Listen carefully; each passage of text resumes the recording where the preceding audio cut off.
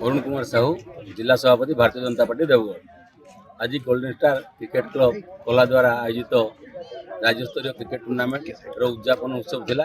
आमको अतिथि आकार डाकी खेल को भरपूर उपभोग कलु। भल खेल है, तालचेर खेलला भल, बणई भल खेलला, कादपड़ा भल खेलला, गला भल खेलला। कि शेष में बणईगढ़ आज चंपियन है। भल राशि प्राइज आकार रखाई जोटा कि उत्साहित करने खेलाड़ी मानी कला खेल पड़िया सब बेले भली हो, फुटबॉल हो, क्रिकेट हो, क्रिकेट सबुथ भल भल खेल आयोजन करा जाए। ए वर्ष बॉम्बे रु आसाला गोटे टीम भलीबल रे चंपियन होता इनकम टैक्स बॉम्बे। आज बणई भल खेल प्रदर्शन कला और लोक संख्या भल उपभोग कले। आगामी दिन में ये पिला प्रेरणा मिलला से भल खेलें और खेलर जो अर्गानाइजर मैंने से भल भल टीम को निकट में खेल करेंगे। आगामी दिन में खेल युवपीढ़ी को उत्साहित करने एक मार्गदर्शन देव। मो ना प्रताप कुमार सेनापति, बणई एस कुमार टीम ओनर।